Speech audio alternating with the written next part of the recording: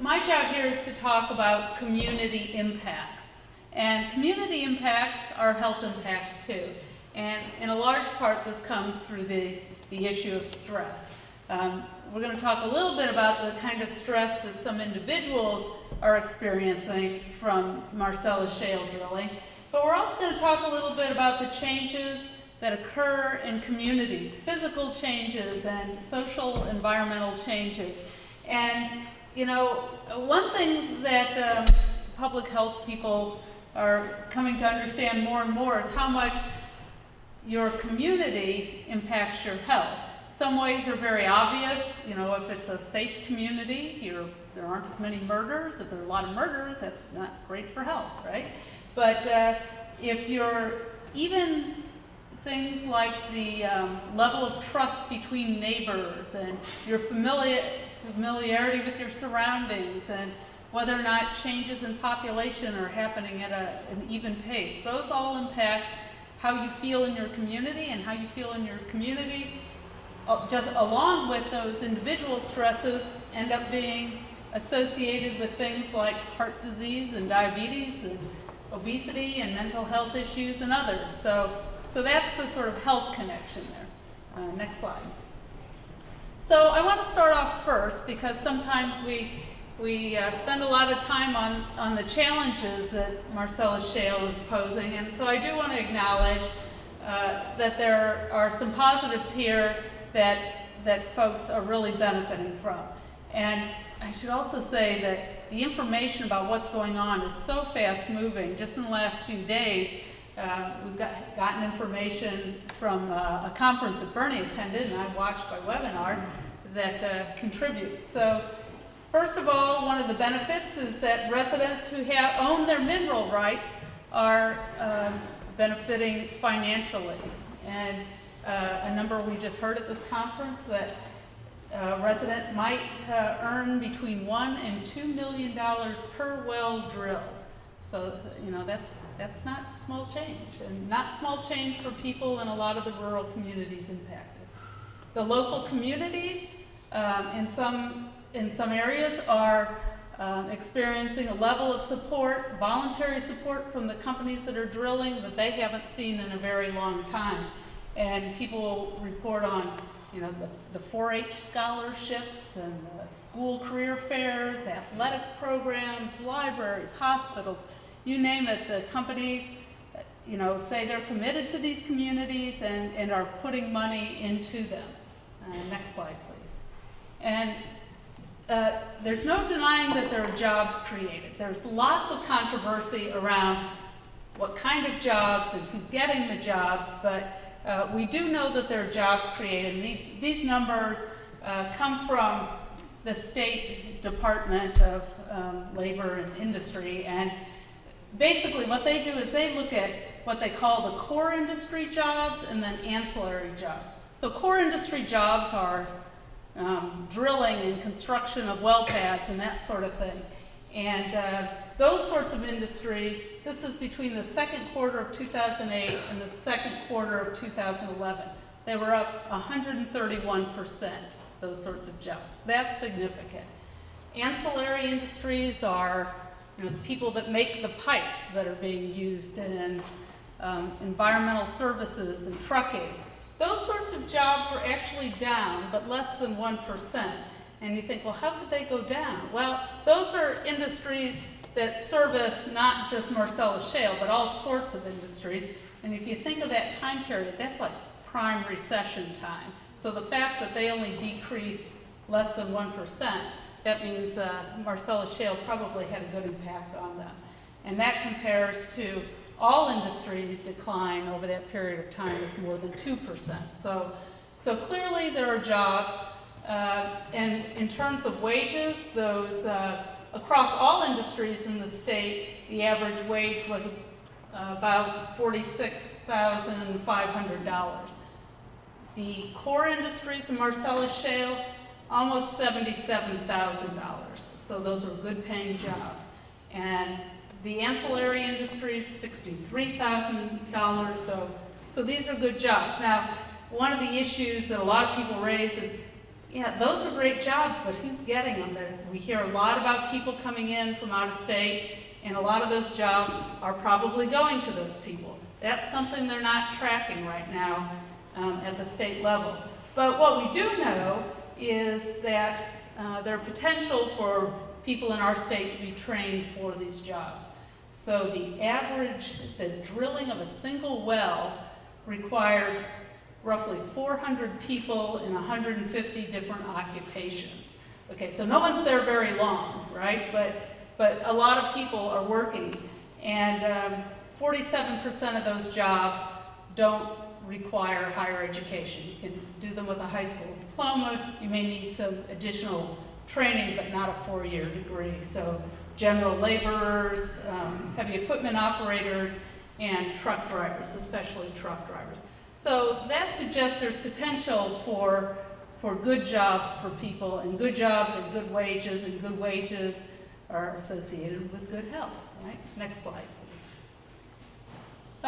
But then there's the downside, and can you see these pictures well enough? I don't know with the light.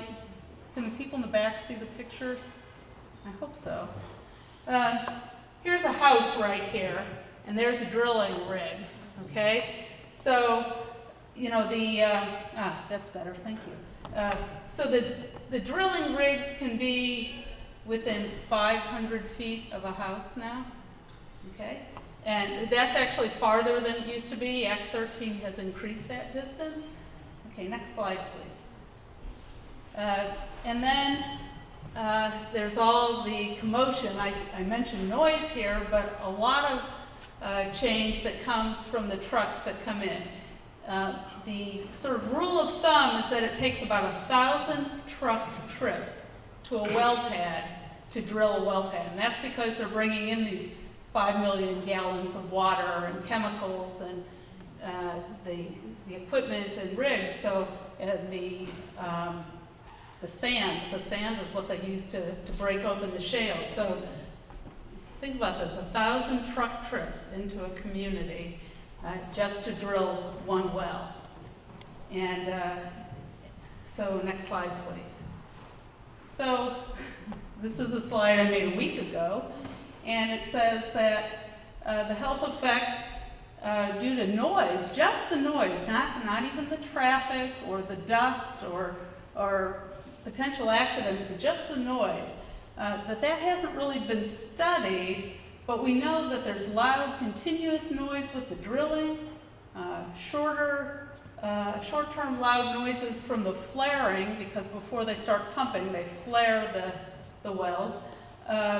There's an intermittent whining noise from the pump jacks if they're poorly maintained. There's loud or low frequency noise from compressors. And we know that continuous noise leads to sleep disruption and increase in anxiety.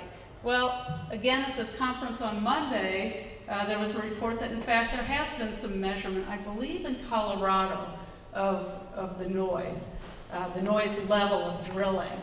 And what they said was that the level of noise 1,000 feet away from a pad, and remember, a house can be 500 feet away, the level of noise is like a kitchen exhaust fan. Okay, so, and that's 24 hours a day, 7 days a week while they're drilling, and that can be multiple weeks depending upon how many wells they're drilling. And that level of noise is definitely associated with sleep disruption, difficulty in focusing, and just slightly higher levels lead to learning difficulties for children who are subjected to it. So clearly, on the individual level, if this happens in your backyard, there's a lot of stress. Next slide, please. That's just one example of stress on individuals, but there are many others. There's the safety concerns related to local traffic. You know, if you go 1,000 truck trips in a neighborhood or a community that hasn't had drilling before, that's a big impact, and the potential for accidents, particularly when when the folks driving these trucks are people from out of state, out of the area, who maybe aren't used to our windy, hilly roads. That's a big issue.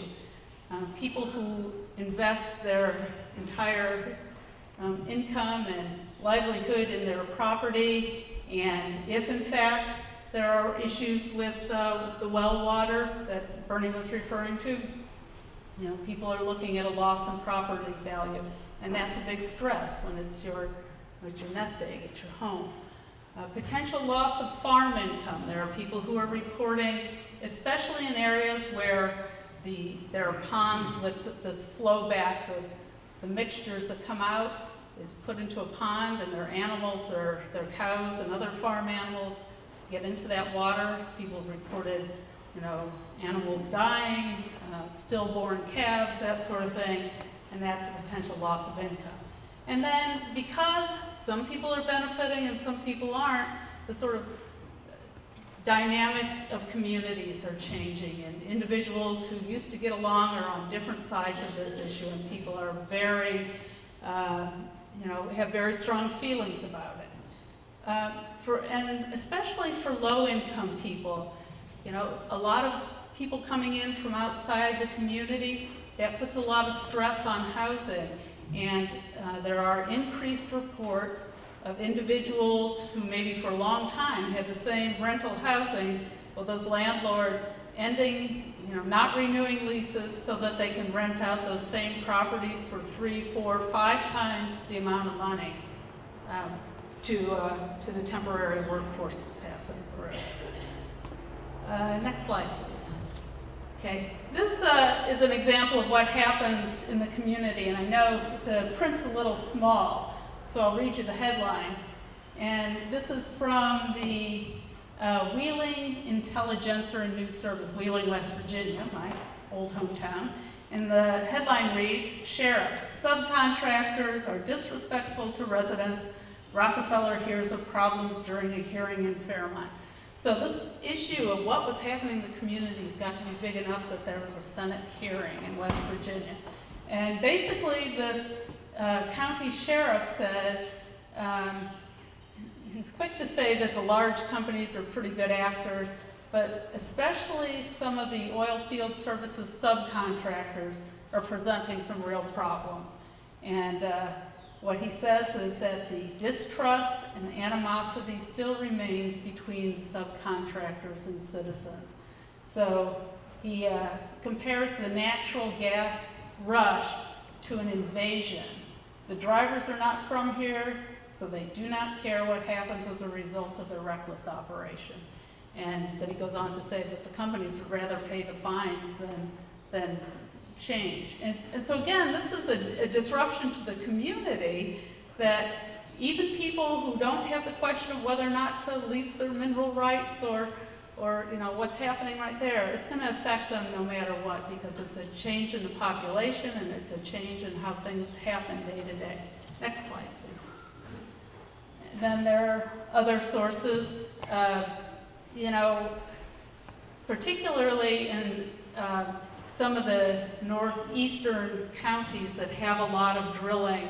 Some of those areas had industry already. It was a tourism industry. It was based on kind of the natural beauty of the community.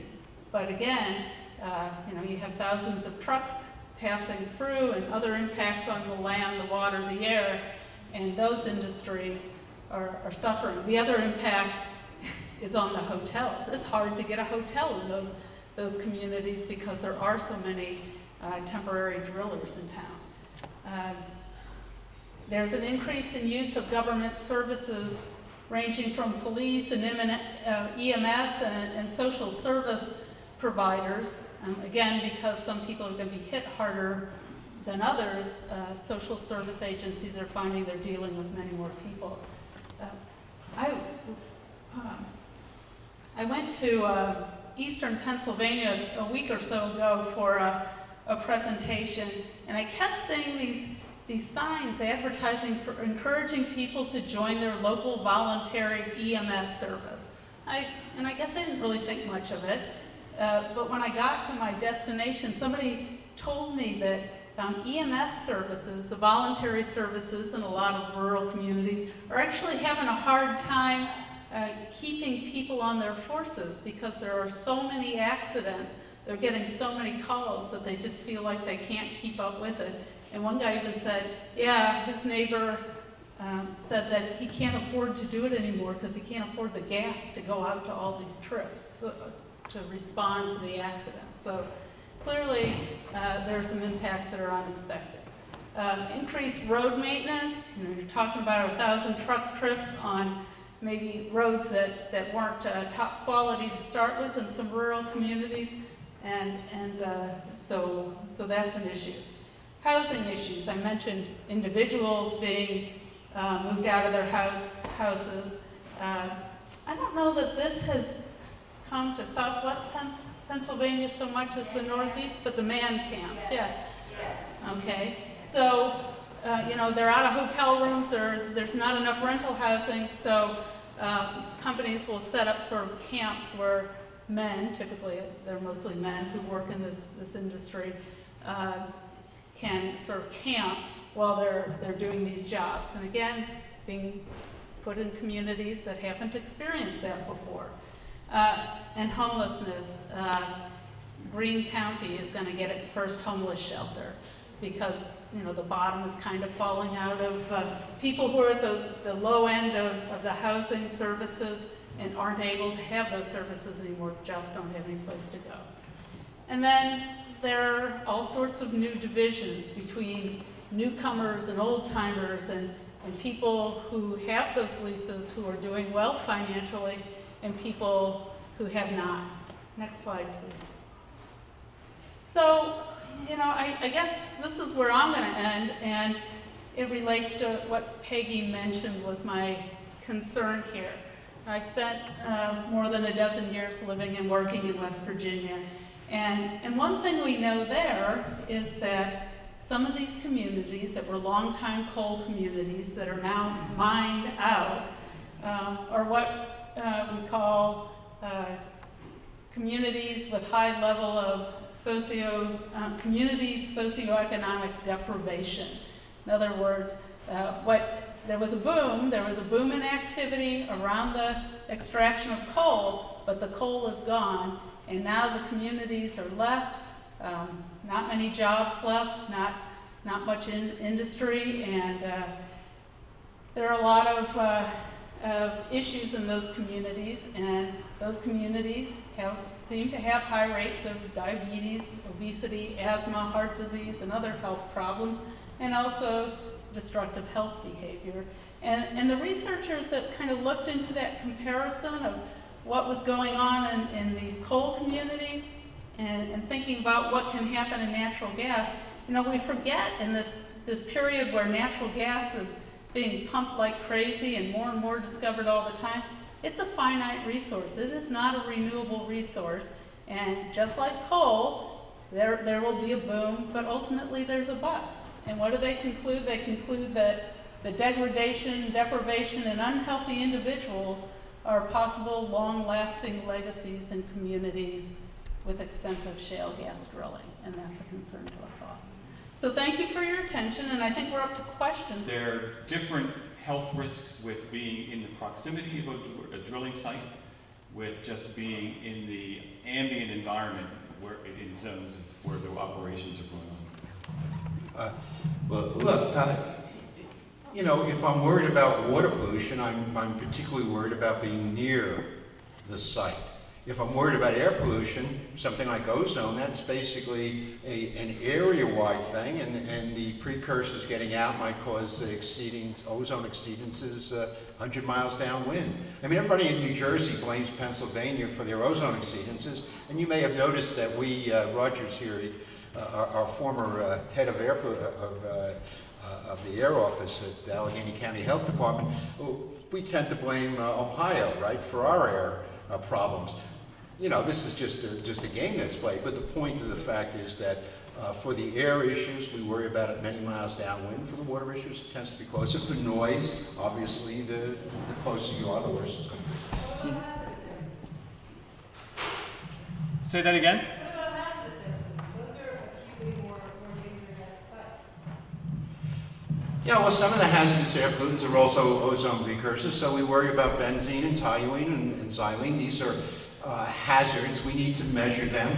There's been one study that's measured them in Colorado and showed that during the last part of the process of the drilling and hydrofracking, particularly when the chemicals are being injected underground, there were higher levels of these compounds that one would want to have in the nearby area. If the authors of the study then did a further evaluation and making assumptions as to how many wells would be there, how long they would be hydrofracking, and came to levels that were of genuine concern. Basically, but they're based upon a very small set of measurements. I think there were 24 measurements. We need much more intensive measurement to understand what's happening. And there's no reason not to make the measurements. It's not something that's just potential. These operations are going on right now, all around us. Let's find out what the air toxics issue is. Here's a couple on the basic gag rule for physicians. How is that justified? What's the impact on the medical field from your knowledge of it? It's those kinds of things we'd like a few people would like to have that aspect addressed. Good question. All right, so Jill and I wrote an op-ed which basically started out by saying, well, imagine a physician in a local community having a kid who just isn't doing well. The parents are a little concerned. It's not quite clear the kid's really sick, but, you know. And realizing the kid plays in a field right near a Marcellus Shale rig and wants to know if that could be a problem. Gets the information about most of the chemicals, but there's one there that's confidential business information. Wants that information, has to sign a non-disclosure form. Well, if you're a local physician, you don't want to go anywhere near lawyers and will non-disclosure form. But if you do, the way the law is written, it reads as if you cannot then, let's say you find out that this chemical could be causing the kid's symptoms, you cannot then go and say, well, what about the parents of the other kids who are playing in that same area? What about the local doctors? Well, the state responded. We've declared victory on this. The state responded by saying that they're going to write the regulations and such that the local doc can say whatever. Now remember, you can write regulations almost any way you want from a law. The judge then can overturn that. For the judge to overturn it, though, some company's going to have to bring suit about the doctor telling people the doctor shouldn't have told, and I don't think any company's going to do that. So I think we've probably won that one, except it's still very chilling to a local physician to basically say, let's get that information. But we at least have more information than we had before. Yeah, and also I think you asked what the justification was. The justification from the supporters of the law seems to be that, well, this is the same thing as federal law says, but in fact it's not. Because the federal law does say that if you're having, or at least my understanding is that if you do find that there's an issue with that confidential chemical, that you can then you can talk to other public health officials about it, you can talk to people about it. So that piece, that's the sticking point, is taken care of in the federal laws. This is related to your comment, observation that pollution tends to decrease over time. But have you looked at the associated increase or retention of toxins within the bodies of people affected? Yeah, and that's what we need to know. It's a very good question. The pollution that tends to decrease over time is the pollution that is related to, as I say, things that the company has to buy. It wants to buy less of it, so it wants to recycle, or things that the company could sell if it didn't pollute. But that has nothing to do with, say, what's going to be the arsenic that might be coming up from underground. It's completely unrelated to that. In terms of, I put a slide through very quickly. In terms of what we do toxicologically, yeah, we are very concerned about compounds that will bioconcentrate, biomagnify, that will persist in the body. A lot of these chemicals are, at least from a laboratory point of view, endocrine disruptors, so there's a concern about endocrine disruption. Again, we just don't have the data. We don't have anything more than basically saying, well, here's a list of chemicals, let's go look up, and yeah, at high levels in a rat, they will cause endocrine disruption. Will they cause that in humans at the levels we're likely to see? I don't know. I need to find out. We all need to find out. Do you think it's going to take the public health profession to have a pretty definitive idea of what's going on and what the public health impacts are? Put on your crystal ball. Let me duck the question this way. I think there's two ways we're going to find out. One way is the way I prefer, which we'll do this through public health science, if you will. The other way is that the decision will be made through litigation. And if I had a bet right now, I'd bet that it's going to come through litigation. We're just moving too quickly. We will end up with, having to get folks into court. I got heavily involved in methyl butyl ether. When that came out, I thought it was a dumb idea. I know of some recent cases with groundwater contamination from this was an oxygen additive of the 1990s, where the jury is so mad at the major oil company that basically in 1990 didn't tell the whole truth about the risks of MTBE, that you end up with, I was told recently, $1.5 billion of punitive damages. The court will probably throw that amount out. But that's the kind, I mean, if I was sort of saying, okay, how do you go about limiting liability if I'm a major oil company, drilling company, chemical company? This is a case study of how not to do it. And that's what I'm afraid we're going to find out in the long run is decision by litigation rather than by science. Yeah, and actually, an interesting point about the litigation that's happening right now related to health impacts of Marcellus Shale is that typically the cases are being sealed, so the information that comes to light as a course of settling those cases is not being allowed to be aired publicly. So even finding out what the health issues are based on litigation, if it continues in this way, it's going to be a hard thing to do. Thanks. I'll wind up with asking you to just each say what you think that people should take home from this. One thing to remember. My area of interest and expertise is on the stress created in community and for individuals.